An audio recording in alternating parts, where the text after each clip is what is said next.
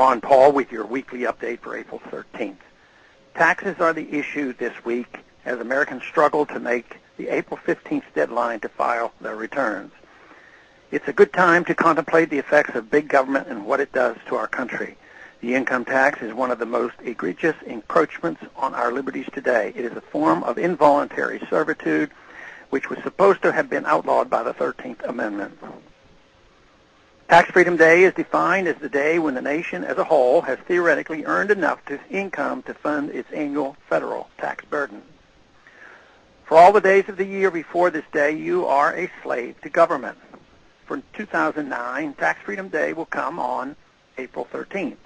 Almost a century ago, in 1910, before the mistakes of 1913, namely the inception of the Federal Reserve and our income tax, Tax Freedom Day was January 19th, signifying a mere 5% tax burden.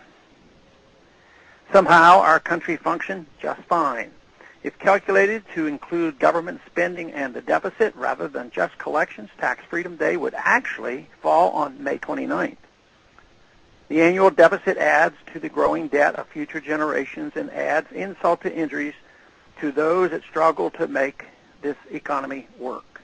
It is a slap in the face that this is not enough to prevent this crushing governmental burden from falling on the next generation. For months now, Washington has been desperately throwing taxpayers' money at various programs to stimulate us out of the recession to no avail. Seeing hard-earned money confiscated from the people and spent in such wasteful ways, such as the recent bailouts, is almost too much to bear. Getting rid of the income tax altogether, while very beneficial, may be a while in coming. In the meantime, I am fighting for every tax cut or tax credit possible. I can think of no better economic stimulus than letting the people keep their money and spend it on how they see fit. For this reason, I am an original co-sponsor of a bill that would give Americans a 2-month employment and income tax holiday while taking unused TARP money back from the Secretary of the Treasury and putting it in the Social Security Trust Fund instead.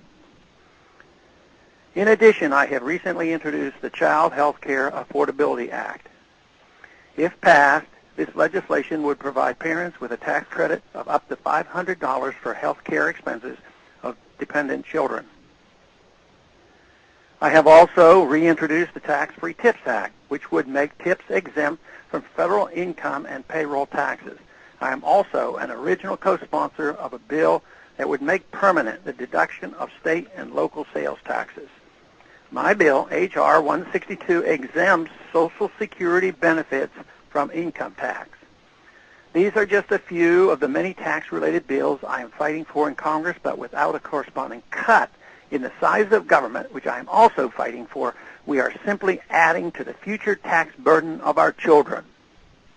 Thanks for calling this update. A new update is placed on this number, 888-322-1414, every Monday morning. The written text of which can be found on my website, www.house.gov/Paul, under the heading Texas Straight Talk. Thanks for calling.